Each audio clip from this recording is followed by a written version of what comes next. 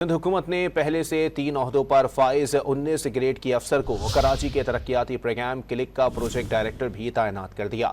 मजीद जानते हैं don news के नुमाइंदे खावर हुसैन से। खावर, खातून अफसर पर इतनी मेहरबानियां उनकी काबिलियत की वजह से हैं या कोई कुछ और मामला है? हुकूमत खातून अफसर पर मेहरबान है। पहले से 3 ओहदे रखने वाली आयशा हमीद ग्रेड 19 अफसर हैं।